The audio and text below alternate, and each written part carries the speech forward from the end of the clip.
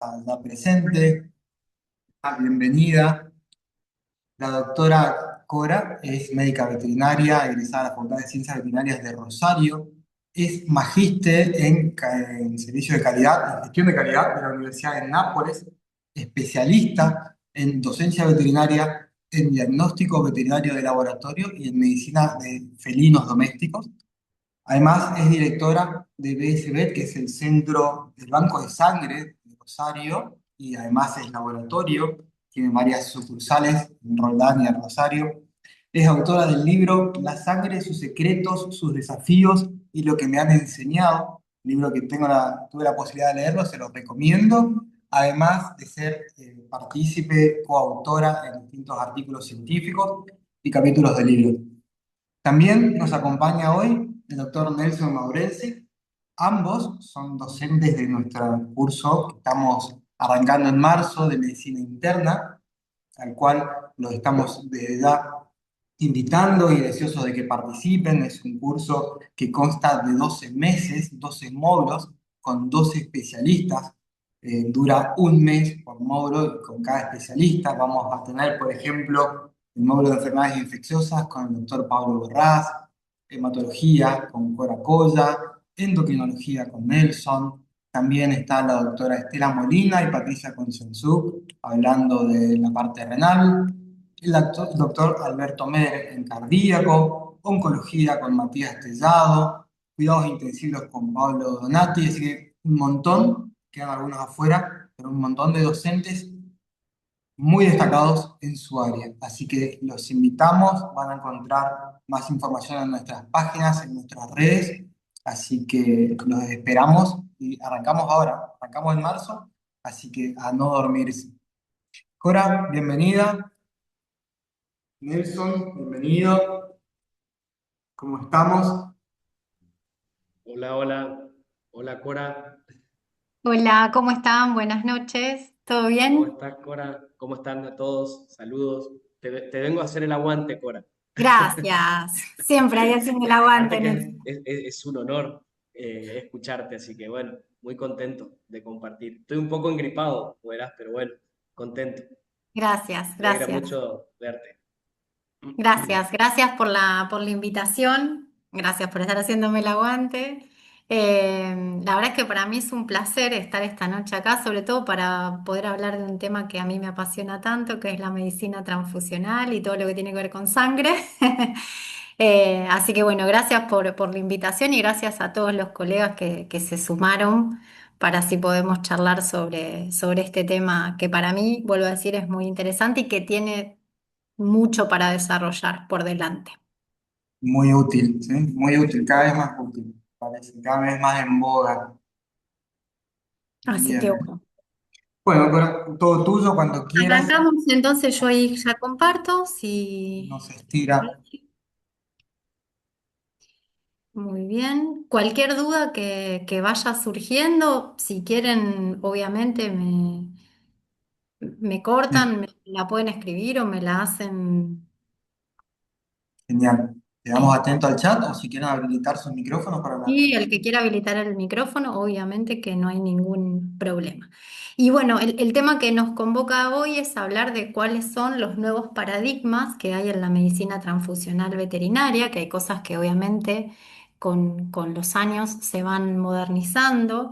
Les cuento que es muy probable que dentro de este 2026 estén disponibles unas guías sobre todo lo relacionado con banco de sangre y medicina transfusional que estamos escribiendo con la Asociación Americana de Banco de Sangres.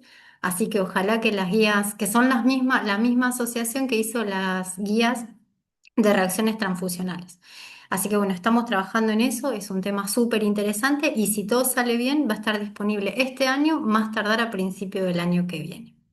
Les cuento eso porque es parte de lo nuevo que vamos a tener disponible. Y bueno, un poco para arrancar es hablar de cómo han ido modificándose los criterios en la medicina transfusional. Esto también tiene que ver mucho con lo que pasó en medicina humana, que fue lo que fue pasando a lo largo de los años, que el primer concepto que se tenía era que una transfusión había que hacerla de manera segura y verdaderamente que eso nadie puede decir que se va a hacer de manera segura porque no hay forma de garantizarla a la transfusión, pero sí lo que podemos garantizar es utilizar componentes que tengan garantía de calidad. Y ahí es un punto donde yo siento que nosotros en veterinaria fallamos bastante, donde quizás ahora con el tiempo esto, por eso el cambio de paradigmas está cada vez como aceitándose más, porque a veces no somos tan prolijos con cómo son los componentes que usamos, cómo los cuidamos, cómo los almacenamos. Bueno, un poco la idea de la charla de hoy es ir hablando sobre todo esto.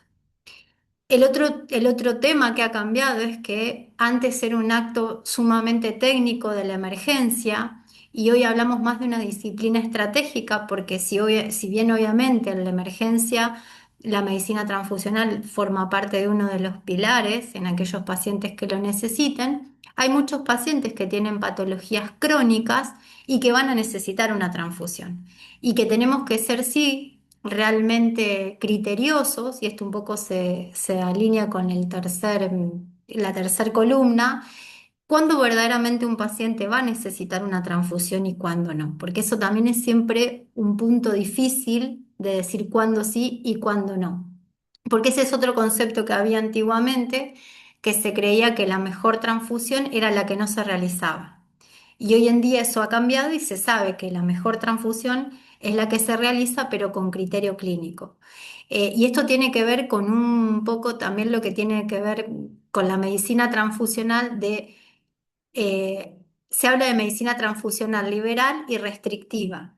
Cuando verdaderamente somos liberales y transfundimos porque sí, y cuando somos demasiado eh, pijoteros, por decirlo de alguna manera, y no queremos transfundir. Entonces, como llegar al equilibrio y verdaderamente poder formarnos en un criterio clínico de cuándo sí y cuándo no. El primer cambio de paradigma que hay es que antes todo lo que se transfundía era sangre entera. Podíamos transfundir sangre entera fresca o sangre entera almacenada. Cuando hablamos de sangre entera fresca, siempre es la sangre que nosotros sacamos de un donante y vamos a transfundir dentro de las primeras 8 horas. Esa sangre que nosotros transfundimos dentro de esas primeras 8 horas va a tener todos los componentes de la sangre, o sea, va a tener glóbulos rojos, va a tener proteínas, va a tener todos los factores de coagulación y va a tener plaquetas. Si nosotros esa sangre dentro de esas primeras 8 horas no la usamos y la vamos a guardar en la heladera y la vamos a usar a posteriori, supongamos al otro día en las 24 horas, esa sangre va a llamarse sangre almacenada y va a dejar de tener plaquetas y va a dejar de tener factores de coagulación, principalmente los factores lábiles, que dentro de los factores lábiles tenemos el factor 5, el factor 8 y el factor 7.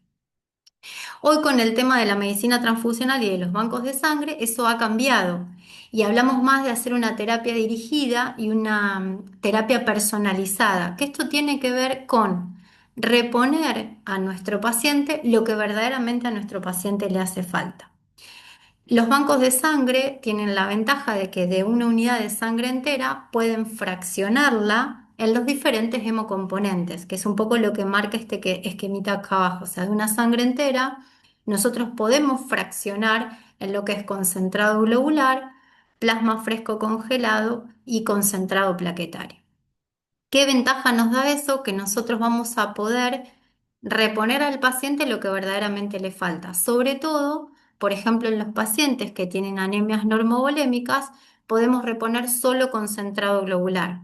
Eso nos permite poder transfundir mayor volumen, porque hablamos de un paciente normovolémico, entonces podemos transfundir mayor volumen y conseguir un valor de hematocrito más alto. A diferencia de lo que sería una sangre entera, en donde vamos a tener el componente globular, pero también vamos a tener el componente plasmático. Y eso también tiene el beneficio de que nosotros a nuestro paciente, a nuestro receptor, no lo exponemos tanto al resto de los componentes de la sangre cuando hacemos una terapia dirigida. O sea, si solo transfundimos glóbulos rojos, no lo exponemos a proteínas, no lo exponemos a factores de coagulación, no lo exponemos a plaquetas para que desarrolle una reacción inmunomediada contra el otro componente. ¿Se entiende? O sea, la terapia dirigida tiene que ver con que repongamos en nuestro paciente lo que verdaderamente nuestro paciente necesita. Y esto tiene que ver con que, bueno, la realidad es que lo que cambia la historia es el hecho de que haya bancos de sangre. Yo creo que cada vez, por suerte, acá en Argentina hay más y creo que van a ir creciendo porque creo que la medicina transfusional está como en un auge y hay cosas que se van a ir modificando y de a poco se van a ir haciendo cada vez más accesibles. Y la idea del banco de sangre es justamente esto, es a partir de una bolsa de sangre entera, por un sistema de centrifugación, poder separar a la sangre en diferentes hemocomponentes. Esos hemocomponentes que nosotros obtenemos de una sangre entera es un paquete puro de glóbulos rojos, que es al que llamamos concentrado globular. Podemos obtener también un paquete de plaquetas, al que llamamos concentrado plaquetario. Plasma, que va a ser un plasma fresco congelado, que va a tener ese plasma fresco congelado, todo lo que son proteínas y los factores de coagulación. Y por último, en casos especiales, podemos preparar lo que se llama un crioprecipitado, que el crioprecipitado es una concentración de factor 8 que sirve para los pacientes con hemofilia, que tienen déficit de 8, de von Willebrand para los pacientes con enfermedad de von Willebrand, tiene también fibrinógeno y tiene factor 13. Es como un preparado que se hace especial. Entonces, a los pacientes, por ejemplo, que tienen hemofilia, que tienen déficit de factor 8, cuando reponemos crioprecipitado, solo lo exponemos a eso, solo lo exponemos a los componentes del crioprecipitado y nos evitamos que nos haga una reacción a todo el resto de los componentes sanguíneos. En medicina humana hay un paso más, que son los que se llaman hemoderivados, que tienen que ver con la industria, o sea que a partir del plasma se pueden hacer productos industrializados, que esos son la albúmina, el factor 8 y las inmunoglobulinas.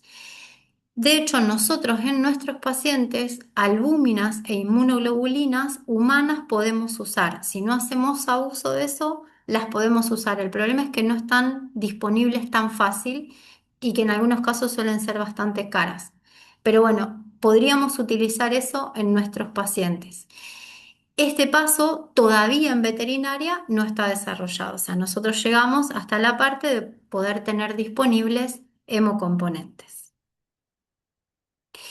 ¿Cuál es el beneficio de la terapia de los hemocomponentes? Que va a optimizar los recursos. Y esto tiene que ver con que, como ustedes saben, la sangre no es un producto, por lo menos hasta el momento, que se pueda fabricar.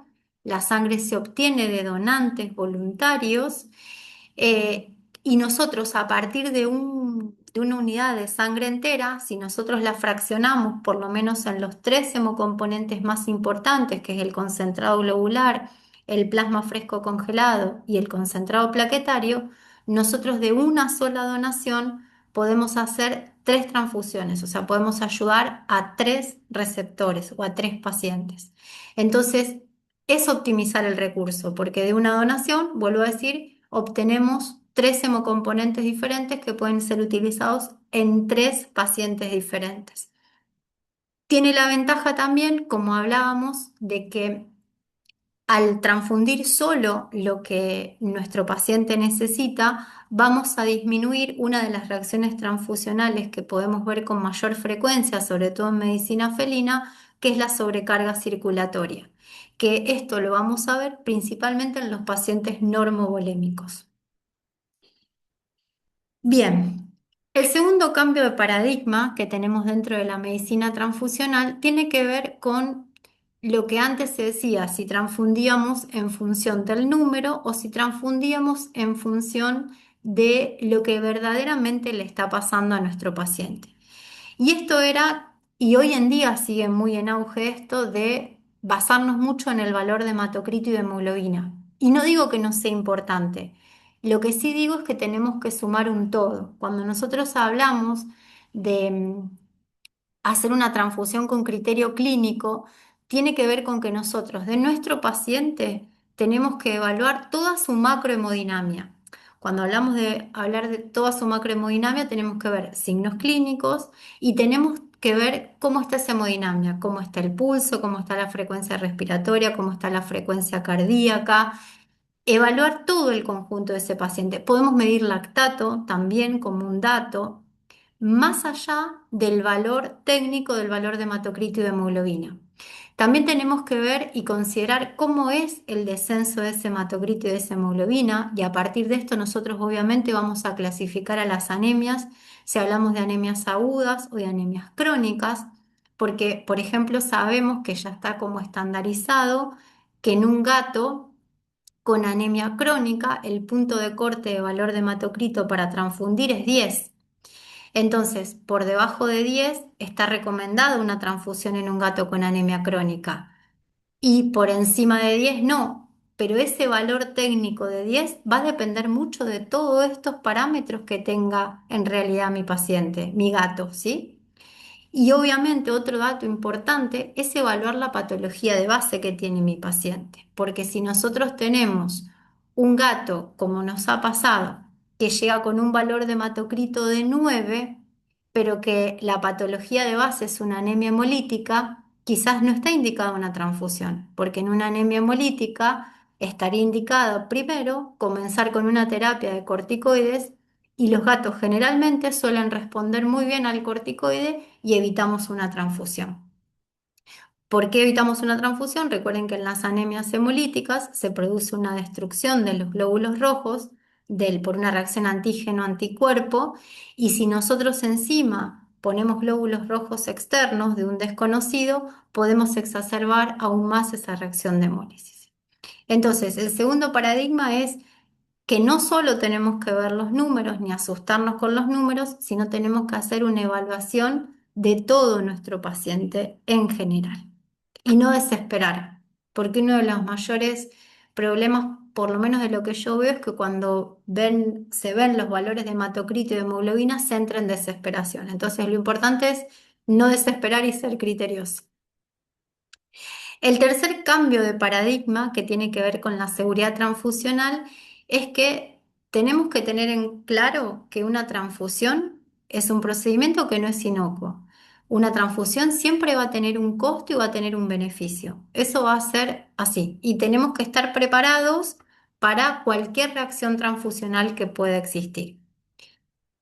Dentro de lo que es la seguridad transfusional, tenemos que diferenciar lo que es gatos de lo que es perros. No es lo mismo transfundir a un gato que transfundir a un perro. Los perros tienen grupos sanguíneos que son diferentes a los de los gatos. Los perros no tienen anticuerpos naturales y los gatos sí. La velocidad con la que vamos a iniciar una transfusión en un perro es diferente a la que vamos a iniciar en un gato. Los volúmenes que vamos a transfundir van a ser diferentes en un perro y en un gato, ¿sí? Entonces, para repasar un poquito esto, la idea es que recordemos que en el caso de los perros, como les mencionaba, lo más importante es que el perro no tiene anticuerpos naturales o anticuerpos regulares, como si tienen los gatos y si tenemos los humanos. ¿Qué quiere decir? Por eso es que nosotros la primera transfusión la podemos hacer directa, porque no van a generar una reacción porque no estuvieron expuestos antes a ningún antígeno que desencadene una reacción. Después de una segunda transfusión, ahí sí vamos a tener que hacer sí o sí pruebas de compatibilidad.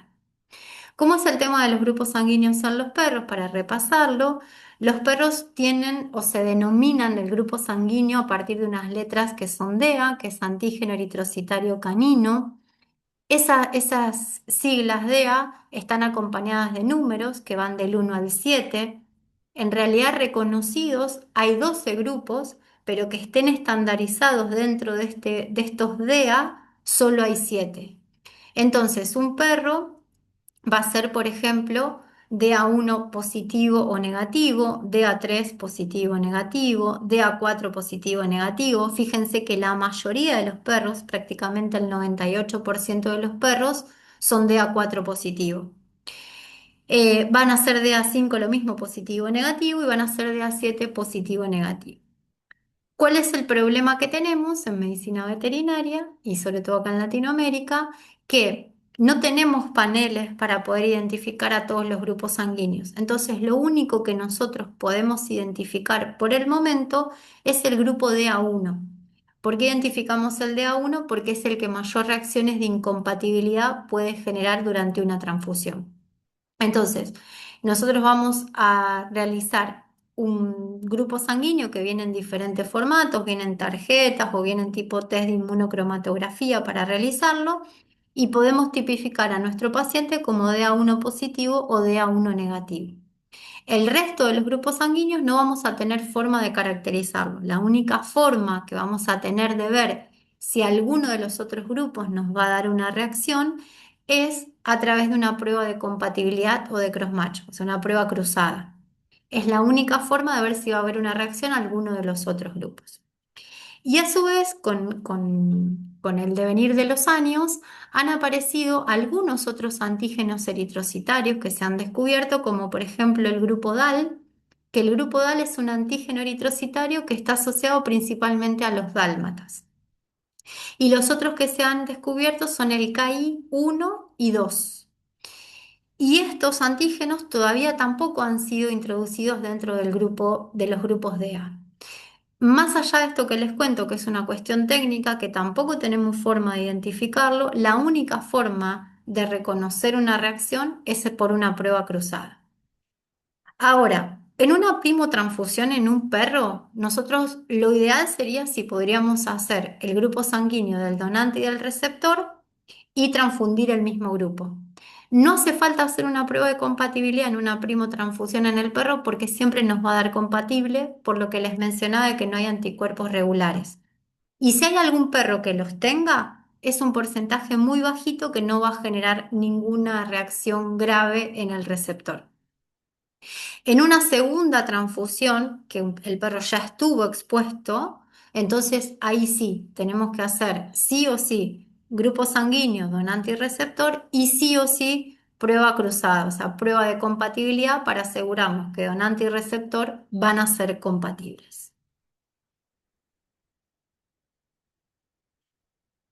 Bien, ahí creo que hay una pregunta. No, ok. Bien, sigo. ¿Qué pasa con los gatos?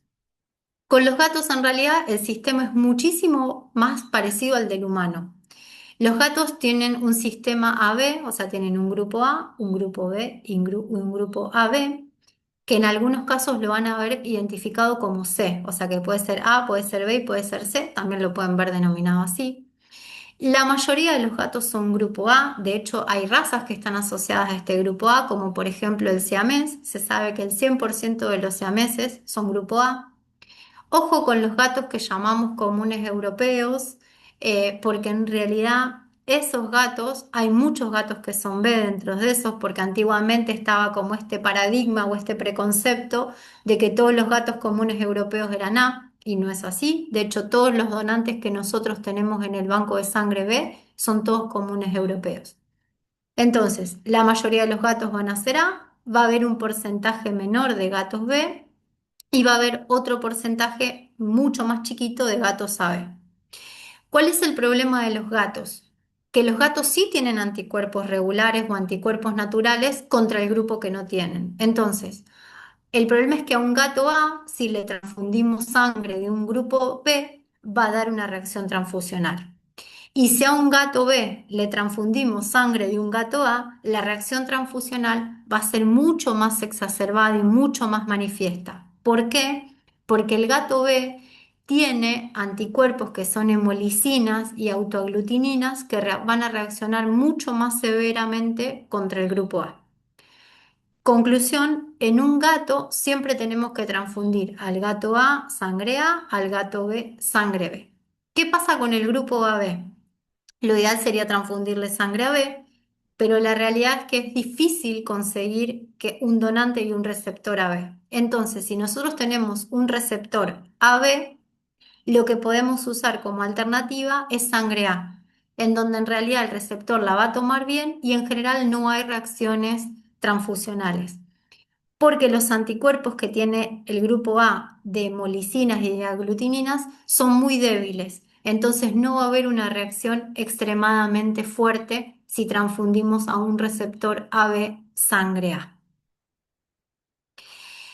¿Qué es lo ideal en un gato? Hablo del ideal. Lo ideal sería poder tipificarlo. La forma de tipificar a los gatos es la misma que para los perros. Tenemos tarjetas y tenemos test de inmunocromatografía. Entonces, lo ideal sería poder hacer una tipificación para tener el grupo sanguíneo y lo ideal también sería poder hacer un crossmatch, una prueba de compatibilidad. Esto aún en una primotransfusión. ¿Y esto por qué es? Esto es porque los gatos en el año 2007 se descubrió que tenían también antígenos eritrocitarios. El primer antígeno eritrocitario que se descubre es el grupo MYC, que se lo denomina así y que no hay ninguna forma de poder identificarlo más que por una prueba de compatibilidad, o sea, por una reacción cruzada. Y de hecho, este trabajo que salió en el año 2018 es interesante porque tiene un N muy grande de 150 pacientes, en donde en la primer transfusión, haciendo las pruebas in vitro, detectaron un 15% de incompatibilidades. Entonces, esto está bueno porque evitan exponer a un receptor a un donante con el que no es compatible. En una segunda y en una tercera transfusión en un gato siempre hay que hacer compatibilidad, o sea, siempre que un receptor se expone a una transfusión, las transfusiones que vienen siempre van a tener que tener pruebas de compatibilidad y obviamente el porcentaje que detectaron in vitro de incompatibilidades fue mucho más alta, fue de un 27%. Pero lo importante para mí es que se queden con esto, que lo ideal en los gatos es, si pueden, hagan las dos cosas, hagan el grupo sanguíneo y hagan la prueba de compatibilidad, como para asegurarse que son verdaderamente compatibles donante y receptor.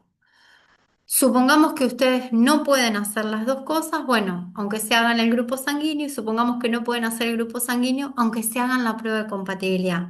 Pero no transfundan a ciegas en los gatos, porque el riesgo de que haya reacciones de incompatibilidad son bastante altas. Y a esto se le suma lo que surgió como lo nuevo, que estos son trabajos del año 2022 y 2023, en donde se descubrieron que los gatos tienen más antígenos eritrocitarios aparte de este grupo MYC. Entonces se los clasificó a estos antígenos eritrocitarios como FEA.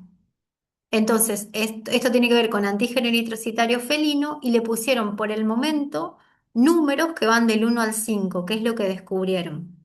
Y lo que han descubierto es que el grupo 1, o sea, este FEA que denominan 1, es al que antiguamente llamábamos MYC. O sea, el grupo MYC hoy está dentro de este FEA 1. Entonces, el gato tiene un sistema AB y a su vez tiene este sistema FEA de antígenos eritrocitarios. ¿Se entiende? O sea, yo creo que la mejor forma de entenderlo es como si fuera que el gato tiene el grupo AB y tiene como si fuera un RH nuestro. Vamos a ponerlo así. No es tan así, pero para que se entienda. Entonces, nosotros podemos identificar el grupo AB, pero todo este grupo de lo que sería ese supuestamente RH, estos antígenos, no tenemos forma de identificarlo. La única forma de identificarlo es a través de una prueba cruzada, de hacer una prueba de compatibilidad. Esto es lo nuevo y esto es lo que hay por el momento. No sé si con el correr de los años vamos a ir descubriendo que hay nuevos antígenos y yo creo que con el correr de los años y con el avance de la medicina transfusional en veterinaria vamos a tener disponibles los paneles como hay en medicina humana. En medicina humana tenemos paneles, o sea, en medicina humana te escanean o te hacen un screening del grupo A, del grupo B, pero después te hacen todo un panel para ver cuáles son puntualmente los antígenos que tenemos. Entonces yo creo que eso en veterinaria es el futuro, es a lo que vamos a apuntar. El cuarto tema o el cuarto paradigma para cambiar o para ver es lo que tiene que ver con senotransfusión. Y este tema puntualmente siempre es un tema de debate importante. La senotransfusión ustedes saben que tiene que ver con cuando se transfunde sangre de diferentes especies, que nosotros en medicina veterinaria lo que ocurre con mayor frecuencia es que se transfunda sangre de perro a gato. He tenido casos también de sangre humana que se ha transfundido a perro y de sangre humana que se ha transfundido a gato. Ahora les cuento cuáles fueron los resultados de eso. Pero bueno, el tema de la senotransfusión es un gran tema de debate, sobre todo entre las personas que hacen emergencia y quizás los que hacemos más la parte de hemoterapia. Siempre a mí me gusta contar, que no sé si lo saben a esto o no, pero la primer transfusión que se hizo en la historia de la humanidad fue una senotransfusión. Al primer hombre que se lo transfundió se le transfundió sangre de un carnero, porque en ese momento se creía que la sangre de los animales era más pura, que estaba libre de vicios y que eso lo iba a salvar al humano. Claramente ese humano estuvo vivo, no me acuerdo si fueron 24 o 48 horas y se terminó muriendo porque nosotros los humanos somos muy complejos con todo lo que tiene que ver con grupos sanguíneos y compatibilidades.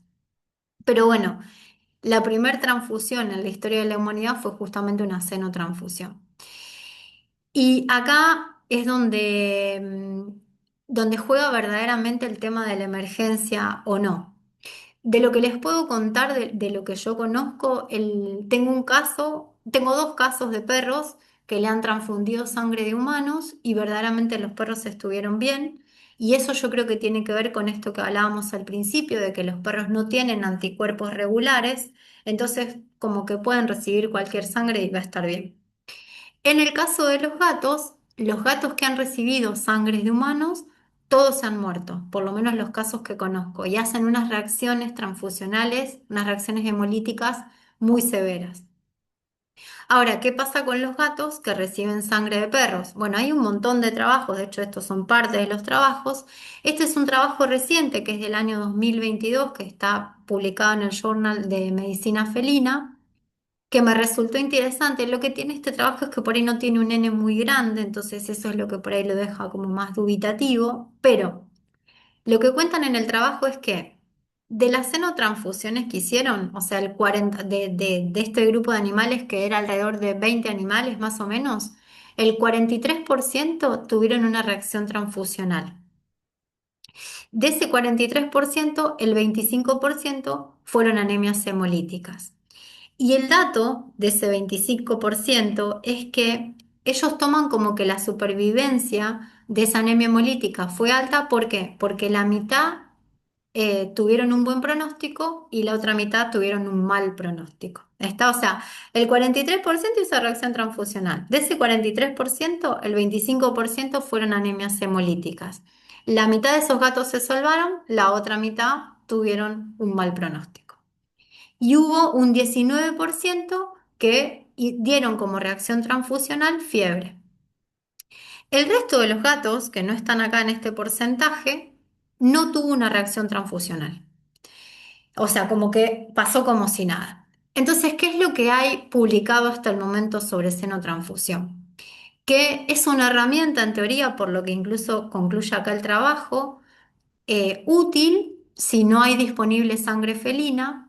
Lo que sí se sabe es que cuando uno hace una xenotransfusión puede abrir como un periodo ventana de 48 72 horas para poder conseguir sangre felina, porque hay muchos animales que después de una transfusión o de una xenotransfusión van a necesitar sangre de su misma especie.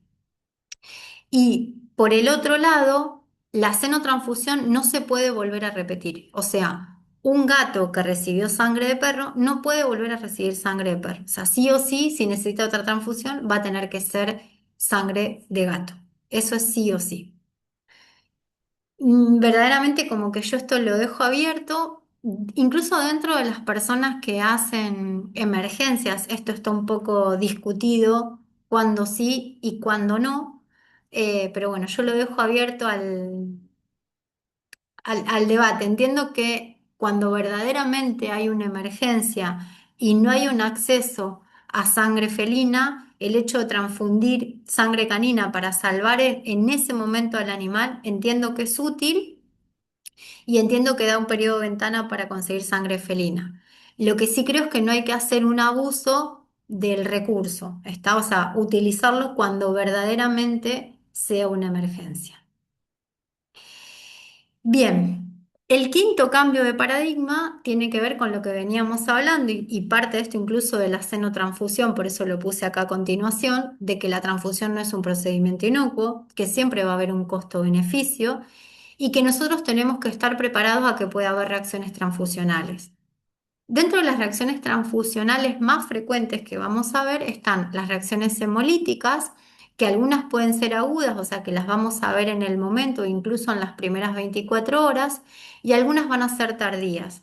Esas que son tardías van a aparecer más o menos a la semana o 10 días y son prácticamente imperceptibles. En realidad lo que vamos a ver es que el paciente empieza a perder glóbulos rojos o que con la transfusión después de una semana, 10 días, no ganamos nada o sea, no ganamos nada con haberlo transfundido. La segunda reacción transfusional más frecuente que vamos a ver son las reacciones hemolíticas, perdón, las reacciones no hemolíticas febriles. Y esto tiene que ver sí o sí con una cuestión del sistema inmune del receptor y del donante. En el donante hay citoquinas, principalmente interleuquinas 1, que están ahí y que en el receptor van y activan al centro termorregulador. Y eso es lo que puede generar la hipertermia. ¿Va a pasar siempre? No, va a pasar justo cuando se dé esta coincidencia de que el donante tenga estas interleuquinas que van a activar justo el centro termorregulador del receptor. La ventaja que tiene la fiebre es que generalmente en 24 horas cesa y que en caso de que se necesite se hace un antitérmico y se regulariza y ya está. Estas reacciones muchas veces, o sea, las reacciones febriles son reacciones que nosotros no podemos predecir.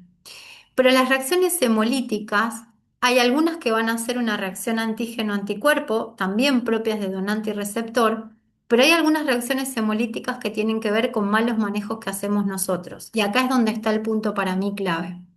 ¿Y por qué pasa eso? Porque si nosotros no somos prolijos a la hora de colectar la sangre y usamos, por ejemplo, calibres muy chiquitos de aguja, la sangre se va a hemolizar. Si no conservamos la sangre a la temperatura que corresponde, la sangre se puede hemolizar y se puede contaminar. Y si cuando nosotros hacemos una transfusión en la misma vía que estamos transfundiendo la sangre, empezamos a pasar fármacos, esos fármacos también pueden generar una reacción transfusional, o sea, también pueden generar una reacción hemolítica. Y todas esas fallas tienen que ver con fallas que hacemos nosotros, los veterinarios, porque no somos prolijos a la hora de transfundir. Y el otro punto que también tiene que ver con fallas nuestras es la sobrecarga circulatoria, que yo la mayoría de las veces le he visto en gatos. Y la sobrecarga circulatoria tiene que ver con o que hacemos, nos excedemos en cuanto al volumen que transfundimos o que lo pasamos demasiado rápido. Recuerden que un paciente normovolémico puede recibir 20 mililitros kilo de fluidos en el día. Y cuando digo de fluidos, me refiero a lo que ustedes van a transfundir más los fluidos que le hagan como fluidoterapia. Entonces, en un paciente normovolémico, eso lo tienen que tener en cuenta. Si el paciente es hipovolémico, porque tuvo una hemorragia aguda y está perdiendo fluidos, eso obviamente se descarta y es reponer fluidos. Pero en un paciente normovolémico tengan en cuenta esto y tengan en cuenta la velocidad, sobre todo en los gatos.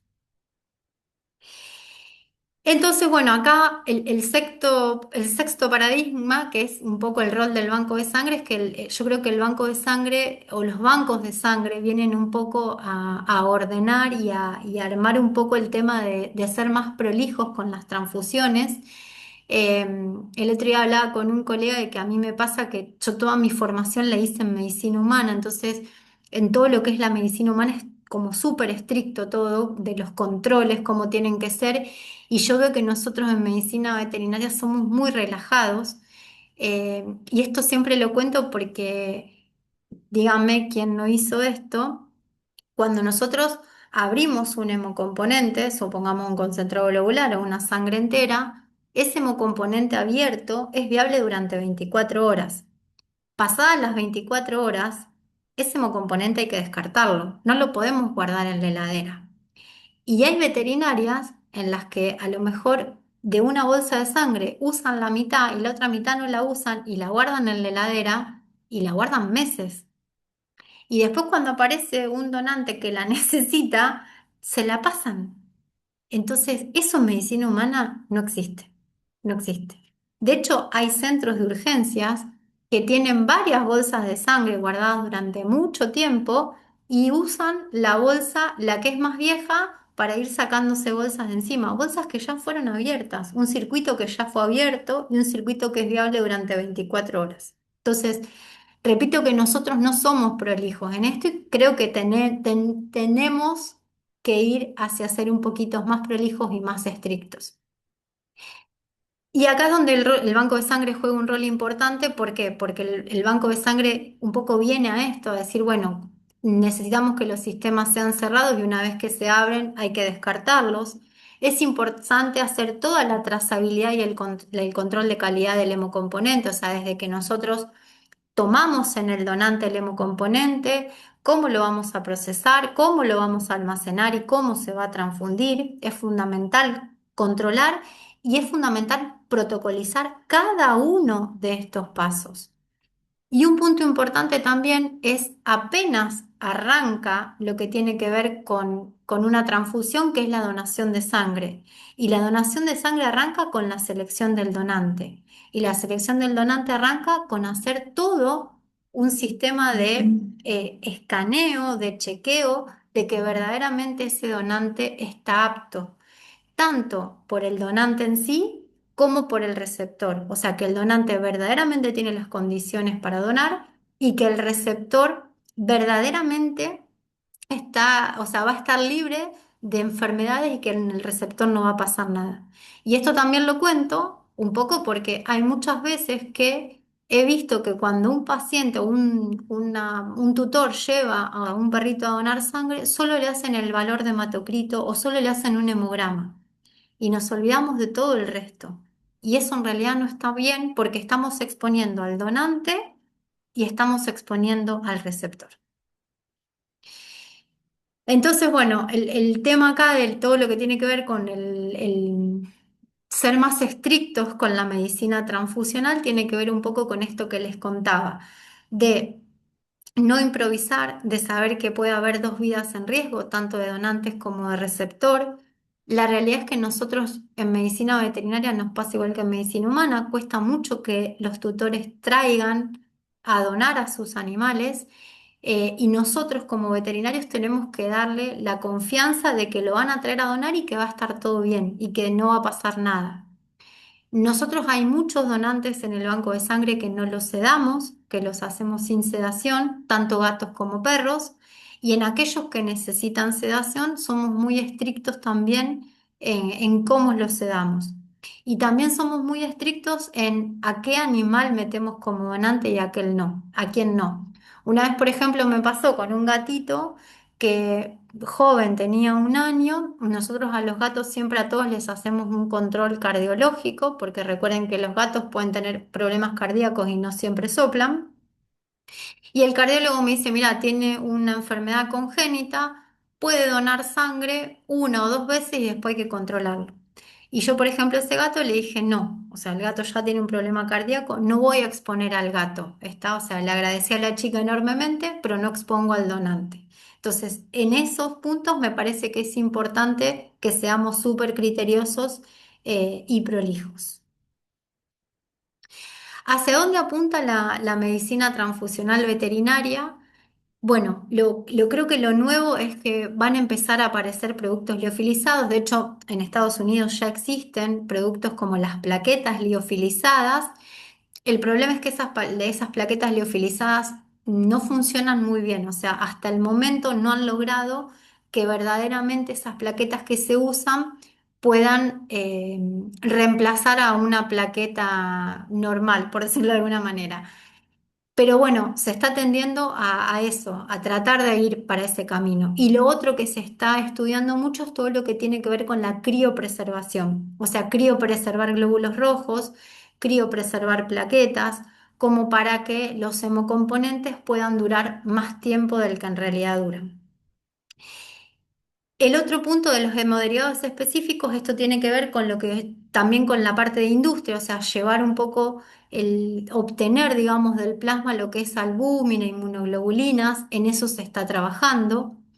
Se está trabajando mucho en lo que es trasplante de médulas, en perros, en gatos todavía lo que es trasplante de médula no. Acá hay como dos corrientes que son o dos grupos, uno que son alemanes y otros que es un grupo estadounidense. Utilizan dos técnicas diferentes para lo que es trasplantes. El mayor problema del trasplante de médula que hay hoy es las reacciones de incompatibilidad que se producen. Entonces, el problema es que los animales que logran trasplantarlos tienen tiempos de sobrevida muy cortitos porque empiezan a hacer reacciones de incompatibilidad Y ese es el punto más flojo que hoy hay. Pero bueno, hay todo un avance sobre lo que es trasplantes de médulas y también hay todo un avance, por ejemplo, en todo lo que tiene que ver con los procesos, por ejemplo, que se utilizan de aféresis en pacientes que tienen anemias hemolíticas, que es una especie de em, recambio de plasmático. En los pacientes con anemias hemolíticas, esto ya se está aplicando en Europa y en Estados Unidos en parte, creo que en Europa es donde lo tienen un poco como más desarrollado. En los pacientes con anemias hemolíticas, donde hay una activación de todo el complejo antígeno-anticuerpo y se activa incluso el complemento, hay que hacer un recambio plasmático, o sea, hay que sacar el plasma y poner un plasma nuevo, porque de esa manera nosotros sacamos todo, sacamos inmunoglobulinas, sacamos el complemento, sacamos todo completo. Entonces, por un sistema de aféresis, se saca el plasma y se repone plasma nuevo. Esto se hace en medicina humana y se está empezando a hacer en medicina veterinaria. Es un recambio plasmático, que es diferente a lo que se hacen algunos nefrólogos, que es la hemofiltración, que la hemofiltración es la que se usa para los procesos de diálisis, pero hay algunos nefrólogos que están haciendo hemofiltración. En esa hemofiltración, cuando filtran, filtran inmunoglobulinas y todo el resto del complemento pasa. Entonces, no hacen este recambio y no es tan eficiente, por decirlo de alguna manera, lo que terminan logrando como producto final.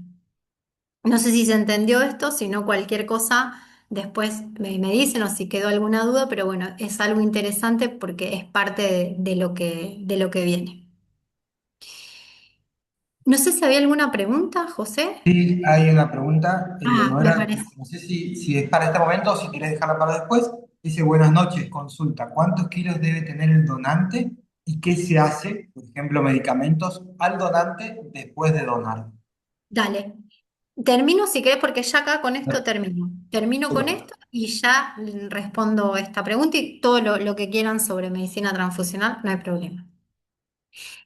Para cerrar un poco la idea de este encuentro que tuvimos, obviamente que lo que hablábamos, que la transfusión es una herramienta estratégica y que cada vez la vamos a tener creo que más disponible y le vamos a ir perdiendo miedo a hacer transfusiones, que siempre una transfusión tiene que ser indicada con un criterio clínico.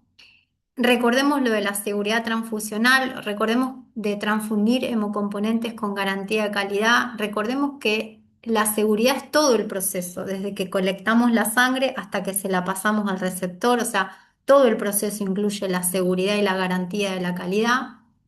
Y que bueno, la medicina transfusional hoy en día creo que es una subespecialidad que está en crecimiento. De hecho, en medicina humana es una subespecialidad que está en crecimiento y de hecho pasa que hay hay pocos médicos que se dediquen a la parte esta de hemoterapia y por eso hay nefrólogos que hoy en día que están ocupando un poco este rol en base a esto que les contaba de la diferencia del recambio plasmático y de la hemofiltración. Que no sé si se entendió, pero bueno, es porque van quedando huecos en la medicina transfusional y lo van llenando otras especialidades.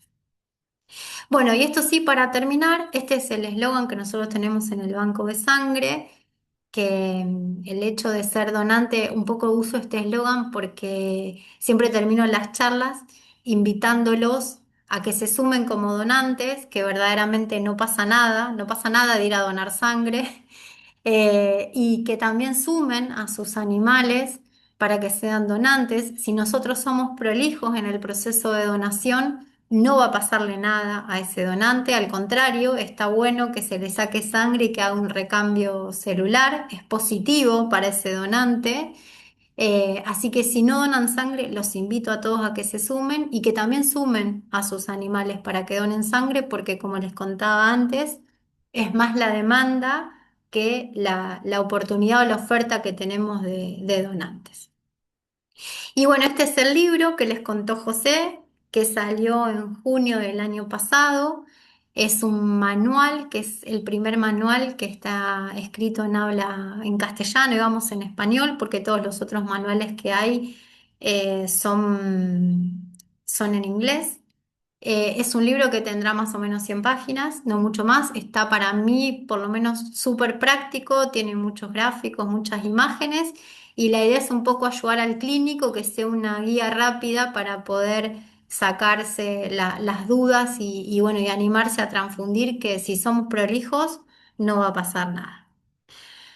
Bueno, muchas gracias. Esto fue como un raconto medio rapidito de los puntos, me parece, como más importantes de lo que tiene que ver con la medicina transfusional.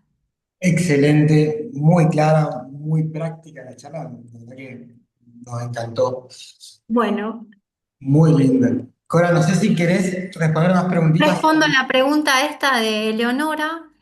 ¿Cuántos kilos tiene que tener un donante? Si hablamos de perros, tienen que tener lo ideal más de 20 kilos. Y si hablamos de gatos, lo ideal es que tengan más de 4 kilos. Y dice, ¿y qué ¿Y se algún medicamento al donante después de donar? No, no hace falta ninguna medicación, no hace falta nada. Si nosotros somos prolijos, vuelvo a decir lo de prolijos, en cuánto volumen le sacamos al donante, no necesitamos reponer nada. ¿Cuánto volumen vamos a sacar? En el caso del perro podemos sacar 20 mililitros kilo y en el caso del gato podemos sacar entre 10 y 15 mililitros kilo.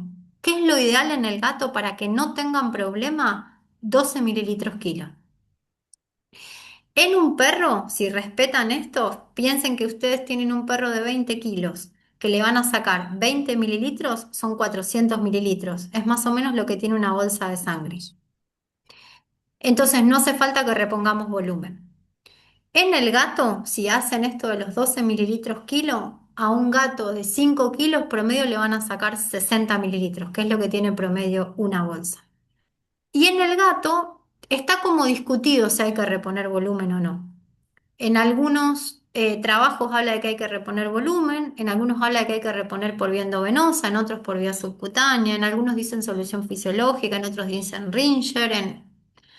Les cuento lo que yo hago o de la experiencia.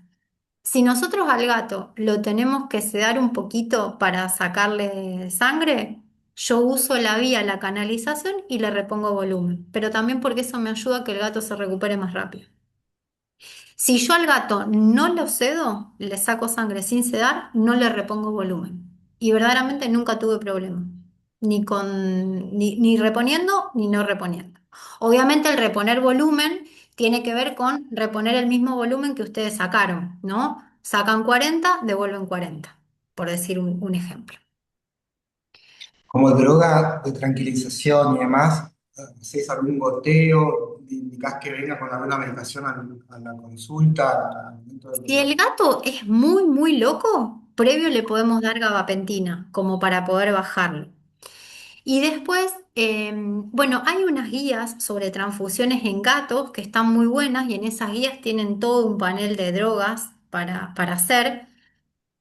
¿Vieron cómo es que cada uno, cada maestrito tiene su librito? Les cuento lo que yo uso que a mí me da resultado y me sirve. Antes nosotros hacíamos una medicación vía de aplicación intramuscular y la realidad es que el gato tiene una recuperación muy mala y al tutor eso no le gusta. Al tutor no le gusta que lo duermas y al tutor no le gusta que se despierte mal. Entonces nosotros tenemos que pensar en que nos tienen que seguir trayendo a ese animal a donar sangre. Entonces lo que usamos nosotros es directamente lo canalizamos, o sea, le ponemos un catéter y hacemos la sedación endovenosa. ¿Qué combinación uso yo? Uso butorfanol, midazolam y ketamina. A dosis respuesta, ahí endovenosa. Entonces, lo que ocurre es que en realidad enseguida el gato se duerme y una donación de sangre de gato normalmente no tiene que durar más de 5 minutos. O sea, la donación de sangre de gato dura entre 3 y 5 minutos. Es un procedimiento relativamente rápido. Entonces, generalmente cuando ustedes están terminando, el gato se empieza a recuperar. y canalizás una cefálica antibraquial, una tubular, para la Sí, extracción para canalizar al gato con el catéter lo hago en la cefálica. y para la Pero extracción. para la donación de yugular. Para que sea rápido, para que sea esos 3 a 5 minutos de yugular. Porque el Genial. problema es que las afenas o las cefálicas se colapsan, se empiezan a hacer coágulos. Lo mejor es siempre yugular. Bien. Noelia nos pregunta con qué repones volumen. Ya vamos a a la pregunta de Ana, pero para seguir en la línea, Noelia pregunta con qué repones el volumen, creo que... Vos lo podés reponer, por eso les contaba que en gatos está descrito que se puede hacer tanto con solución fisiológica como con Ringer. La mayoría de las veces yo siempre que repongo, repongo con solución fisiológica, pero está descrito que se puede hacer con cualquiera de las dos y está descrito, como les dije, que se puede hacer por vía endovenosa o incluso por vía subcutánea. Bien. Vamos a la pregunta de Ana. Dice, respecto a la xenotransfusión de humanos a animales, ¿se tomó en cuenta el tipo de sangre del humano, sabiendo que el cero negativo es donante universal en personas? No, la realidad es que no tengo idea, porque te cuento las experiencias de lo que tuve de esto.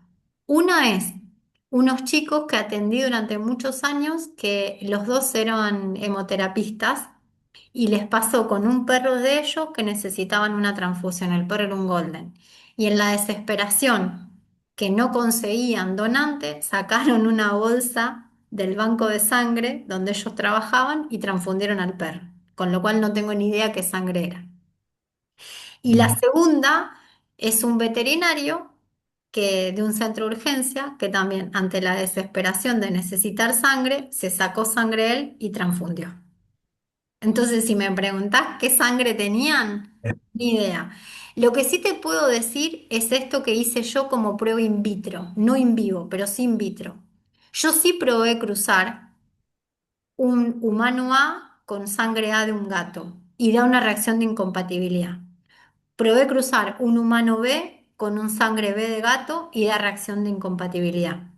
Y probé cruzar un humano que era cero negativo, como vos decís, que justo mi mamá es cero negativa y fue mi conejillo de India, le saqué sangre a ella, y lo crucé con el gato el A y con el gato B, y igual me da reacción de incompatibilidad.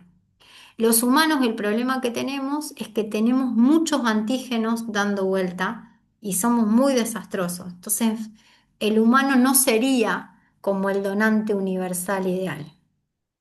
A diferencia de lo que ocurre con el perro, que el perro tiene muchísimos menos antígenos y anticuerpos dándole vuelta. Por lo menos lo que se sabe hasta ahora.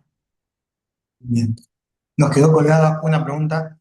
Dice si hay un tiempo mínimo de transfusión. Sí, eso sí, lo ideal eh, no sé si mínimo o máximo en realidad. Lo ideal es que una transfusión dure entre 2 y 4 horas. Sí, una transfusión no tiene que durar más de 4 horas, porque pasadas las 4 horas, el hemocomponente empieza a estar fuera de su temperatura habitual o normal, está a una temperatura ambiente. Y eso puede predisponer a que haya contaminación bacteriana. Entonces, lo ideal es que si ustedes, por ejemplo, vamos a suponer pacientes que ha pasado, que tienen un paciente con una enfermedad renal crónica o con una cardiopatía, donde ustedes tienen que bajar la velocidad y no llegan a dentro de esas 4 horas cubrir el volumen de transfusión, lo que se puede hacer es que transfunden una parte del volumen, cortan la transfusión, guardan la sangre en la heladera y al otro día retoman la transfusión. ¿Está? Dentro de las 24 horas no hay ningún problema, el circuito está abierto y es viable durante 24 horas. Bien. Preguntan si se transfunde con fisiológica juntos o solo sangre. Mira, para mí, cuando uno repone volumen, si no es que es un paciente hipovolémico, lo ideal es transfundir sangre sola. Y vos sí tenés una vía permeable, o sea, vos podés poner una llave de 3 vías y tenés una vía permeable por cualquier reacción transfusional que ocurra. Entonces, vos cortás la transfusión y tenés la otra vía para lavar y para ver si necesitas pasar alguna medicación una vez que lavaste. Pero transfundir las dos cosas juntas te sirve si vos necesitas reponer volumen, pero si no necesitas reponer volumen, no tiene demasiado sentido. Genial. A ver si hay alguna otra pregunta. ¿Cómo trabaja el laboratorio, Cota? O sea, ¿se hacen envíos de sangre refrigerada? ¿Se podría? ¿Es Nosotros complicado? a lo que es cerca, a lo que estamos cerquita, sí, o sea, lo que es Córdoba, Buenos Aires, Entre Ríos, el norte de Santa Fe, podemos hacer envío porque podemos respetar la cadena de frío. Me han pedido, por ejemplo, sangre de La Rioja, de Mendoza, de Tierra del Fuego, y ahí sí ya no llego porque los sistemas de transporte no me garantizan que verdaderamente llegue como debe llegar. Entonces, no nos arriesgamos Difícil. Sí. tanto. Bien. Estás Hay muy demasiadas chévere. preguntas igual que tenemos en el tintero. Está con el tema de hemoparásito, el tema de cómo hacen ustedes, Cora, para tener controlados a esos pacientes, pues es nuestro gran problema acá, al menos en la facultad. No sé si sabías que se está instaurando un tema mm, de transfusión, de banco de sangre, y eso Sí, es que está difícil de Billy aceptar. con eso. Exacto, Billy, con ese tema, y es todo un tema, lógicamente no da para hablarlo acá, pero por eso te digo, tenemos tantas cosas para preguntarte, es tan enriquecedor lo que, a ver cómo se puede solucionar eso, pero bueno, lo vamos a dejar para más adelante seguro. Pero si algo quisieras decir respecto a eso, como algo cortito, Lo que yo te puedo decir es que a nosotros también nos pasa acá que tenemos muchos hemopatógenos. O sea, lo que más hay acá es Ehrlichia, hepatosón, sí, igual que acá. Babesia, para lo que es perros. Cuando nosotros tenemos un donante que está sano, lo que usamos es Bravecto. Bueno, esto no sé si puedo decir, pero No bueno, pasa nada. trato de darles Bravecto, sobre todo en esos donantes que se comprometen con el banco de sangre, de que verdaderamente van a donar de manera regular. Y sí los estoy como chequeando cada 6 meses de forma Eso te regular iba a los preguntar. chequeos.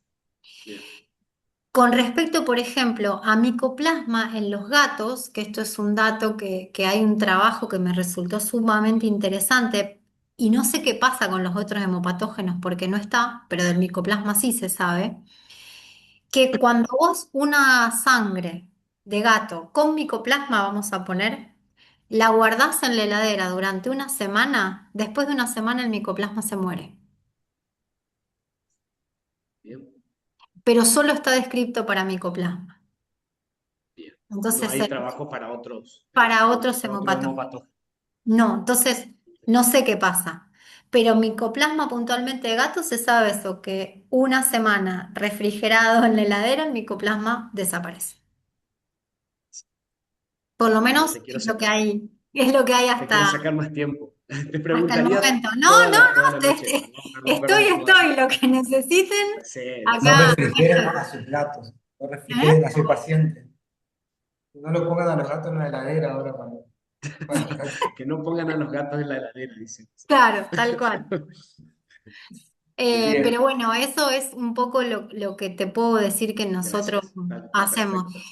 Pero bueno, siempre todo tiene sus vericuetos, qué sé yo, me ha pasado un montón de veces, de gente que me ha dicho te llevo, y me ha pasado hasta de veterinario, y esto es lo que por ahí a mí me ha dolido y me ha desilusionado un montón, gente que te dice te llevo mi animal a donar, vos le haces todos los estudios y no aparecen más, y son veterinarios. Sí, sí.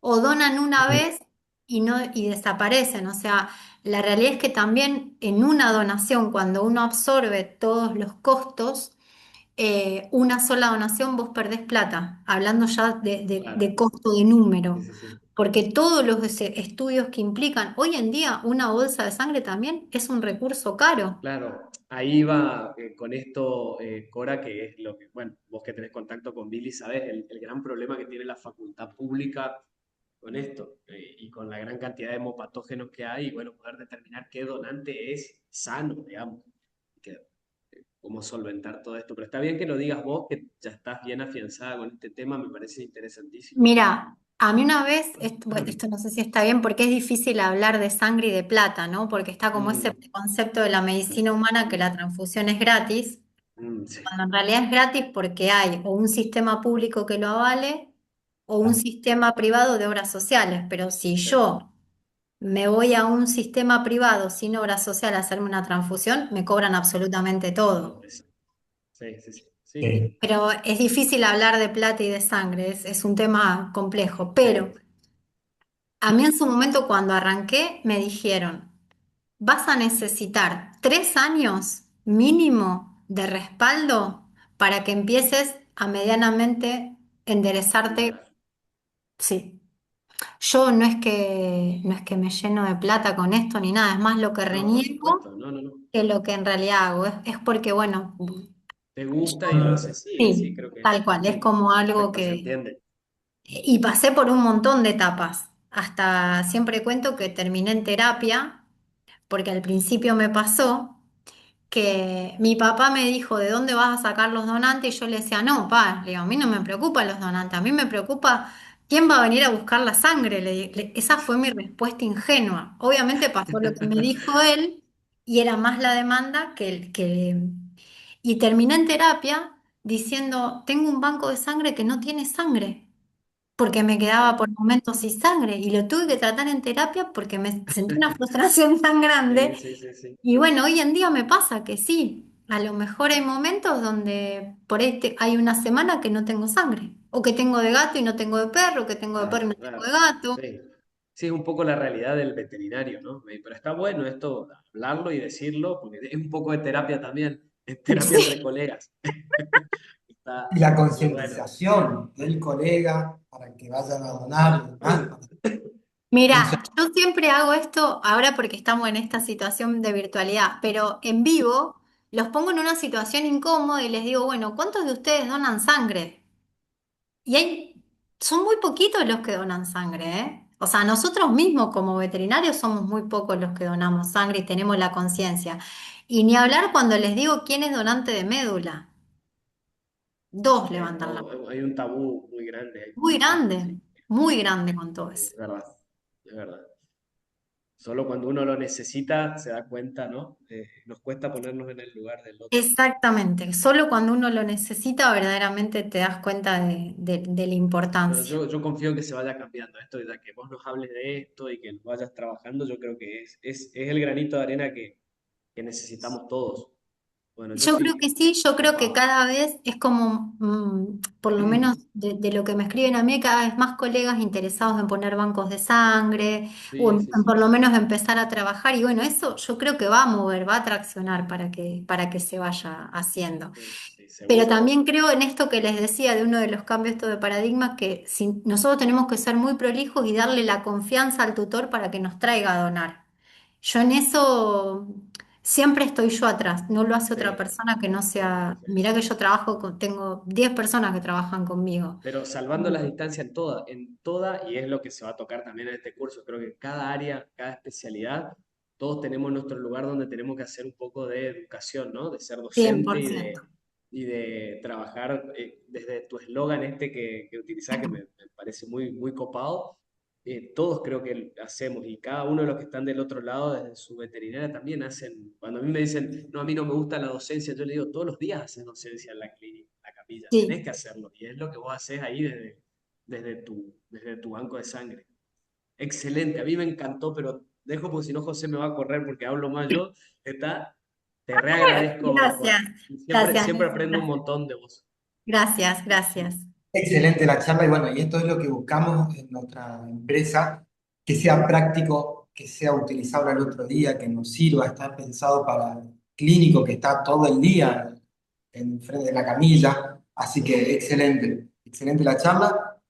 Los invitamos a unirse a nuestro grupo de WhatsApp, que va a estar el link, ahí está, donde vamos a subir un mini resumen de esta charla creado por inteligencia artificial.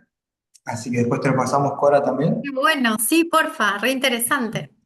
Así que, bueno, los invitamos a todos los que se quieran unirse para poder compartirlo por ahí. También, de vuelta, los invitamos a participar en nuestro curso de medicina interna, nuestra actualización.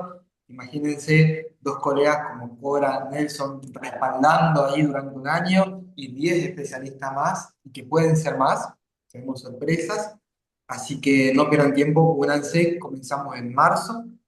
Hay que especializarse, hay que capacitarse, el mercado nos exige estar capacitados y estar constantemente tomando cursos y aprendiendo un poquito más, aunque no tengamos tiempo, tratar de hacer el esfuerzo.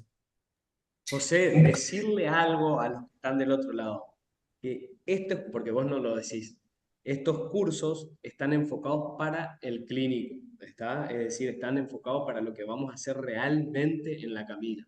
y eso es la importancia y es lo que diferencia para mí a los cursos de Brain. Así que yo los reinvito para que nos acompañen porque va a estar muy, muy, muy bueno. Son excelentísimos profesionales. La verdad que estoy muy contento y aprovecho para agradecerte, José, y a todo el equipo de Brain. Bueno, Cora, muchas gracias. saludo a todos, muchas gracias. Bueno, de Muchas, mi parte agradecerles a Nelson, a José, a todos los colegas que están del otro lado y bueno, obviamente invitarlos para que se sumen a esta propuesta del diplomado que me parece que es súper interesante. Creo que sí, como dice Nelson, hay un grupo muy bueno de colegas, creo que va a estar muy buena la propuesta.